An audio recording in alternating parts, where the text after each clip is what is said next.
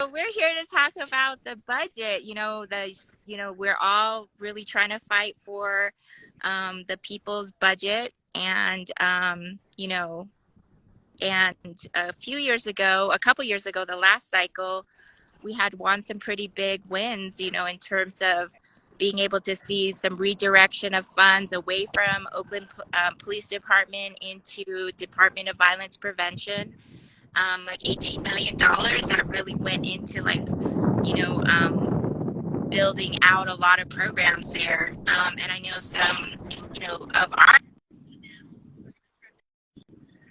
to the community and hosting events like town night events and Courage, shout out to Courage, and some other orgs, and like Urban Peace Movement was also a part of that, Boss, and a few others.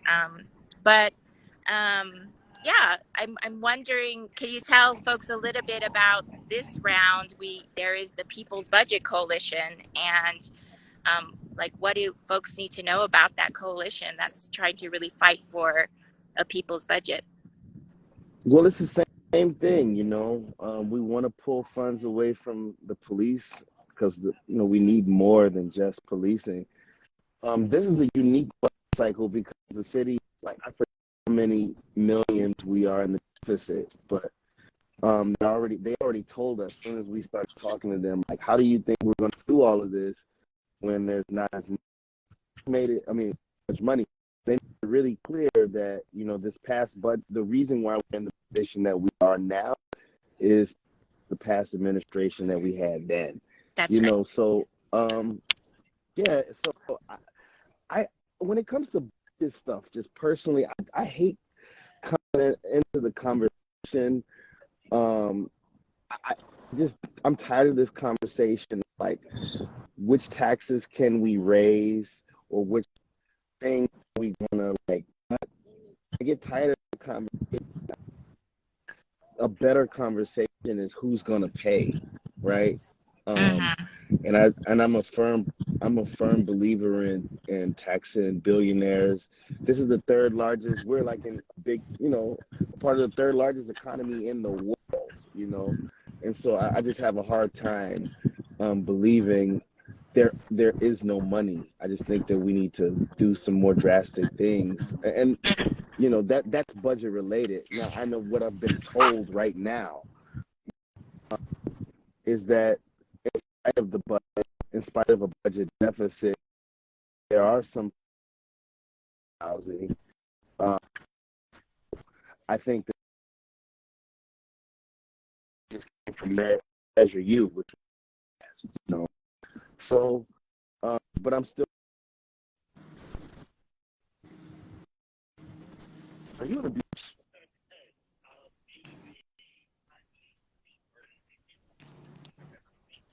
Can you hear me? Yes, You got reception? I do.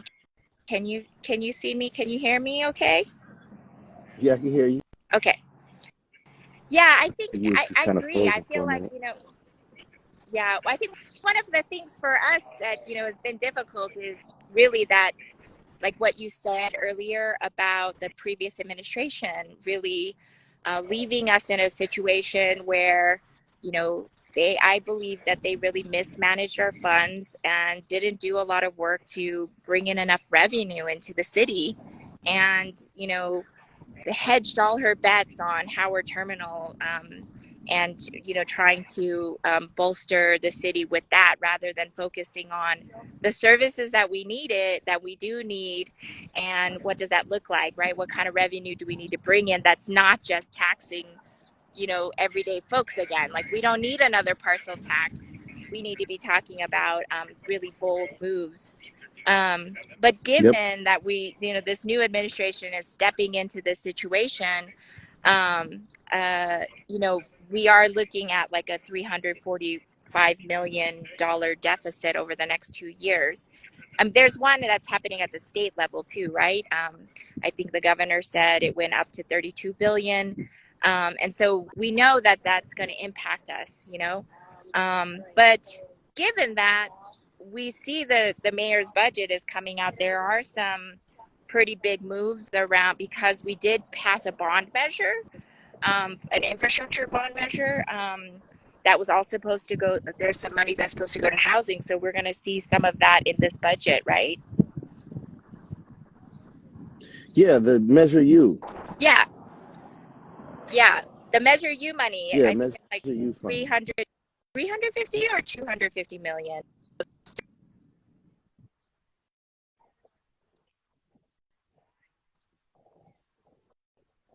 I can't quote the exact number.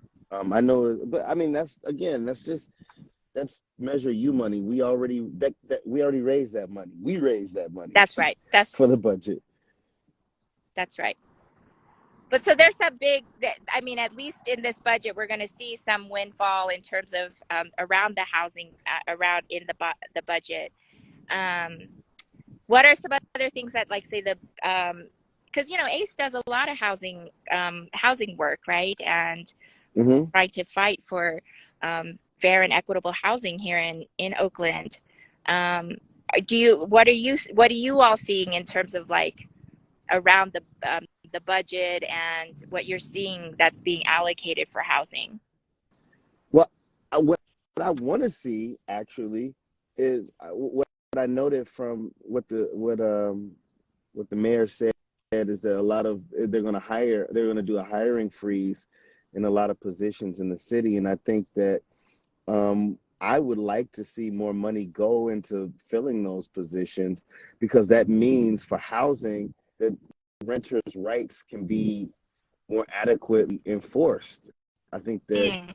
if you go all over Oakland and a lot of tenants that I see in the Flatlands in Oakland, they complain about habitability issues because basically there's nobody enforcing tenants' rights where that is concerned. If you call code enforcement, either no one comes out or there's no response or anything that happens from there.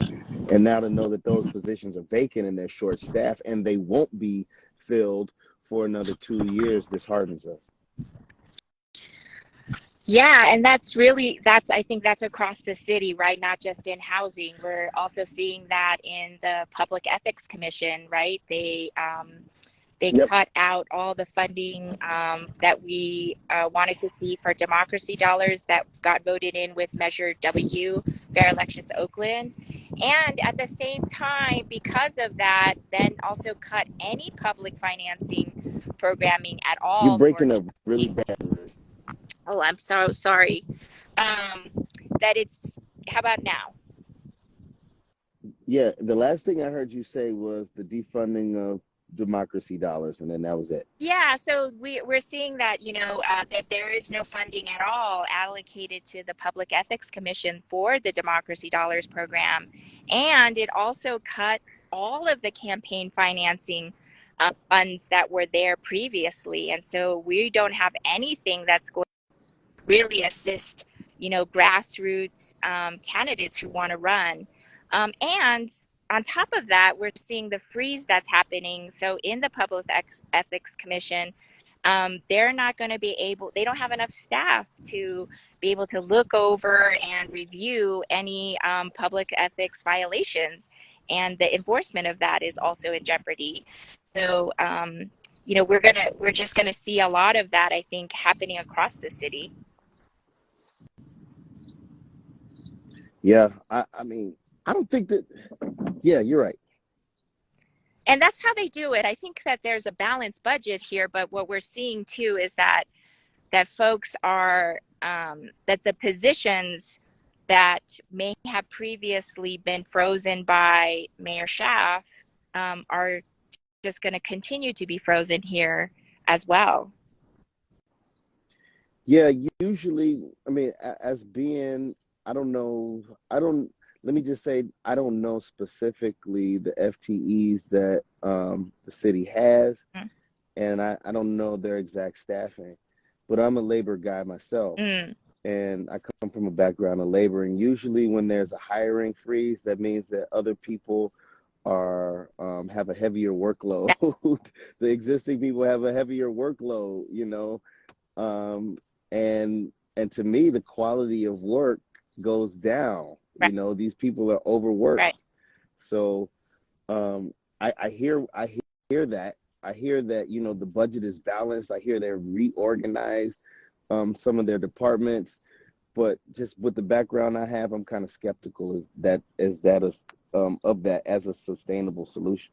Right, right. And what we're going to see is what then happens for folks like you were saying, if they want to see any code violations being addressed, it's going to take much longer for those to be addressed. If folks want to open a small business, like trying to get a business license is going to be harder. If folks want to see someone come out and Hmm. fix their street, it's going to be harder, right? Things are just going to take longer because we also have labor contracts that need to honor people's workloads, right? Yep. Yeah. And that's a lane that I'm not in. The city has, there's local 21, there's local 1021, that can get in the weeds and that type of stuff. But I'm just saying, from the outside looking in, That's right. that don't look good to me. That's right. That's right.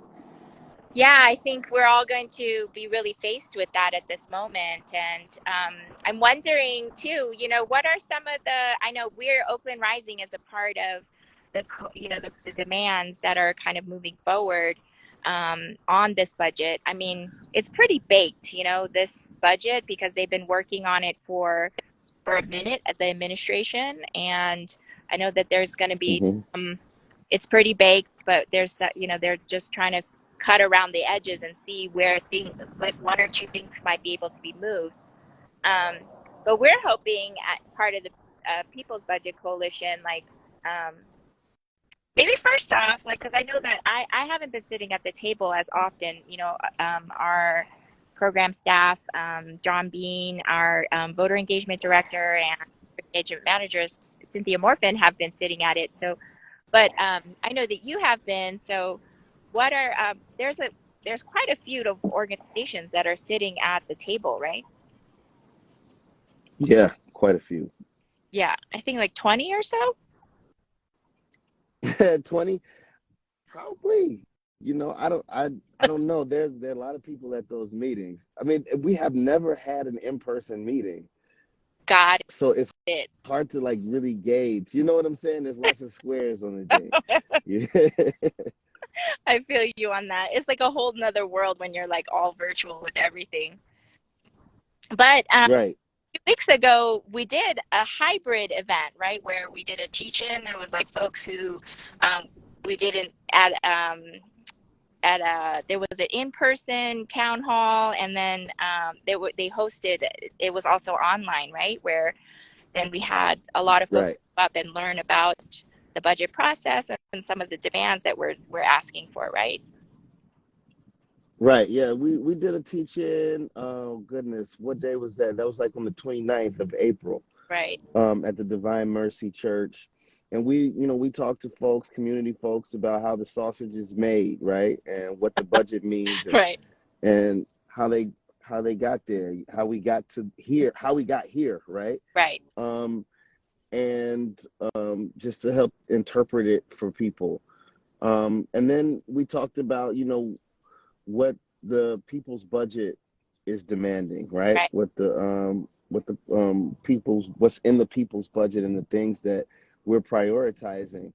And it got a wonderful response from community folks. We had about 100 people, um, probably a little bit more than that, attend, and everybody was in alignment with uh, with the demands. And then on top of that, we all committed to showing up to the budget town halls and that are going to happen probably as early as Wednesday in the different districts. Yeah, there's a bunch of different town halls, and so just also to hear, like, open up how the sausage is made, at using your metaphor, but like so May 1st, the mayor put out their budget, right? A proposal. The city council Right. has to approve a budget by June 30th.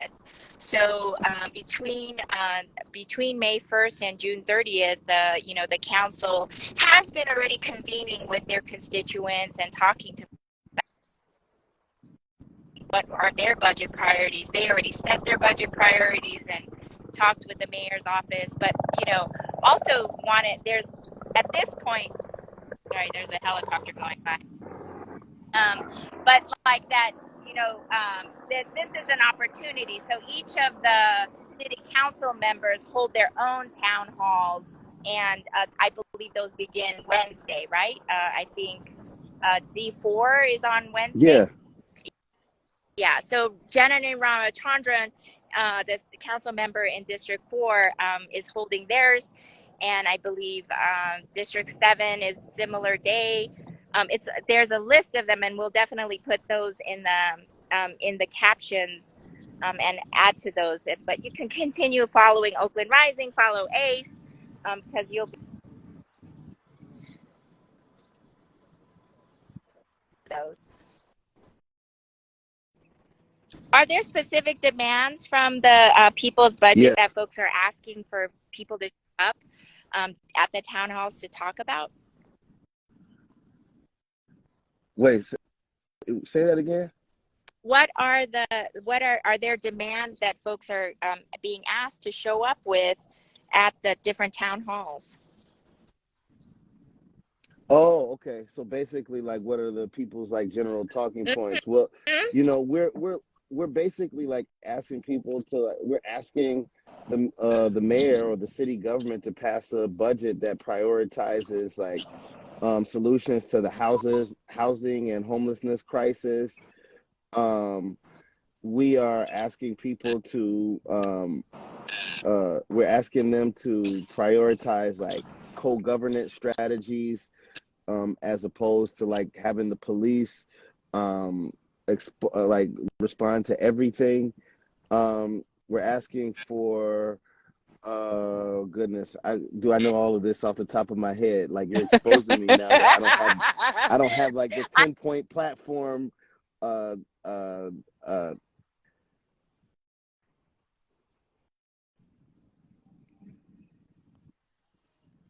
yeah, like I don't know it off the top of my head, but no, I'm asking for like the city to invest in more arts and That's right. culture, all of those types of things. Yeah, all of those things that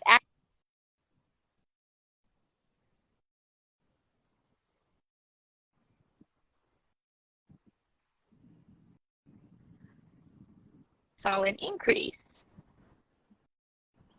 So for me, it feels like we're investing more in that as opposed to the ways that we know will prevent any crime is to really create conditions that we can all live in. And we're seeing that again, what's being prioritized is the police budget as opposed to the ways we can create a city that keep us all safe.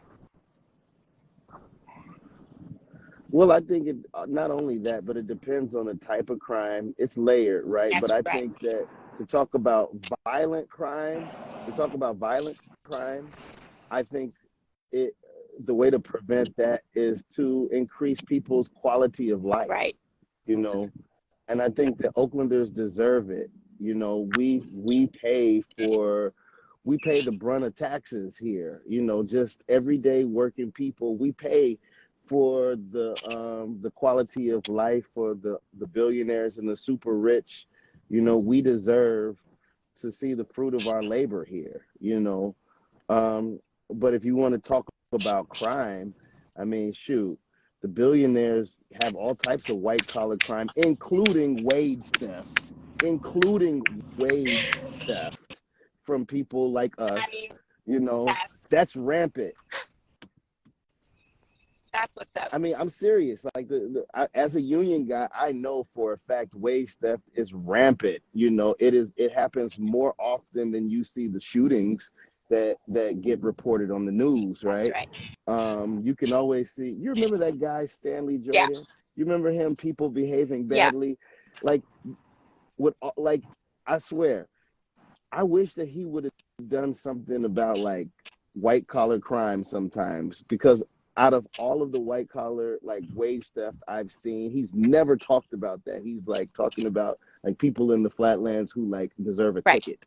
I'm saying like the if we want to talk about crime, then we really need to talk about it in terms of like, you know, corporate crimes that contribute to why people do what they do, or actually are contribute to That's right. homelessness. That's right. Yeah. I feel you on that I one. went on a little rant. No, you're good. I'm good. My I'm bad. right there with you. I think also too, like I think that's why, people really voted strongly for the progressive business tax here in Oakland, right? We saw that big win with that, and Nikki Fortunato Bass, the city council president, really championing that. Carol Fife and Dan Kalb really pushing that early on.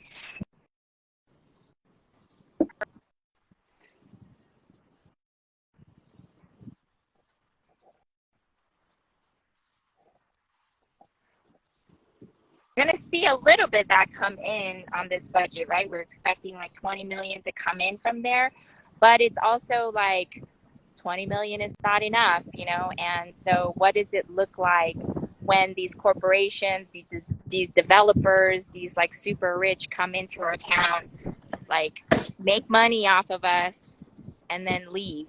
Similar to a lot of our cops, like come here, work here, make lots of money off of overtime, and then don't even invest and stay in Oakland themselves. They don't even live here. So it's like similar pattern, right? Everyone comes to Oakland, extract from us, and then take off, but they don't pay their fair share.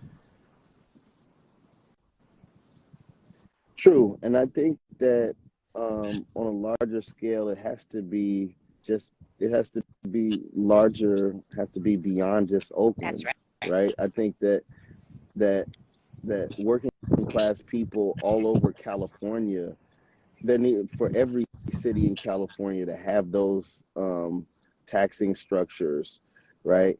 So there's nowhere that you can go to get away from, right, having to pay that tax back to the people. Right. And so yeah, I think that because I mean, California itself, like these corporations want to be in California. Right. Like everybody wants to be in California, right? So I mean, I just think that it's getting fair tax law in all over California. That's right. That's right. I feel you on that one too. And I think like, so but just bringing us back into Oakland, right? We are faced with the budget process here. A little larger further out is the budget process at the county level.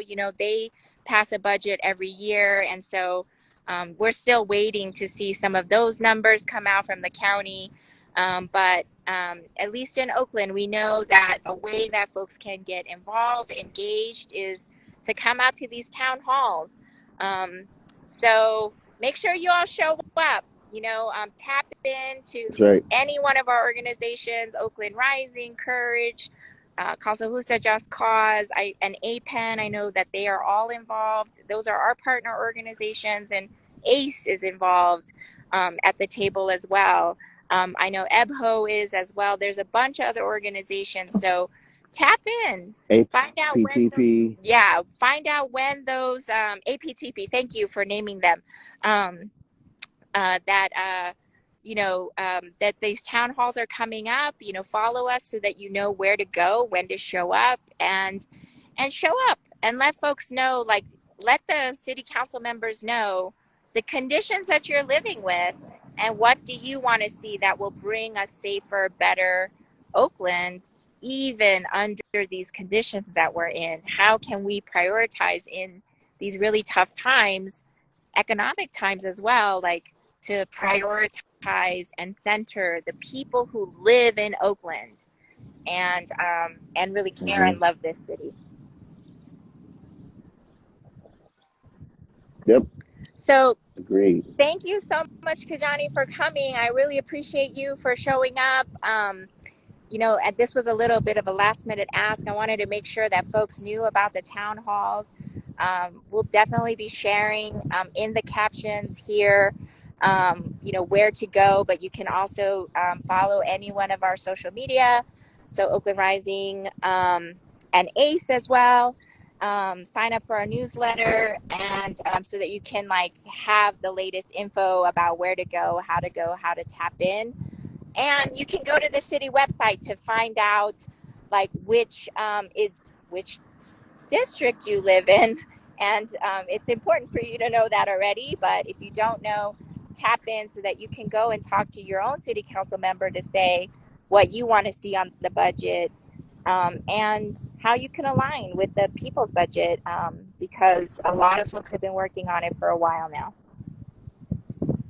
So where can folks follow ACE, Kijani? You can go to aceaction.org. You can find us on Facebook, Instagram, Twitter. We on all that. So y'all are on all of those. You heard that. You can go to any one of those. Make sure you tap in, because that's really where we I think made the wins that we were able to do in the last budget cycle fight, was because we had a lot of people show up. Hundreds of people showed up, and we need to fill those town halls. We need to fill up City Hall and let them know what we want to see on this budget, because the budget is a moral document, and that moral document needs to show that it cares about Oaklanders, and not about just corporations, not just about the police, not just about the developers, but about everyday Oaklanders, particularly those in the Flatlands. So thanks, Kijani, for showing up. Would love to have you back another time to talk through some of the housing stuff. There's so many housing things that we're fighting for too. For sure. All right. Well, you take care and enjoy yourself. Thanks. Bye, Kijani. All right. Bye-bye.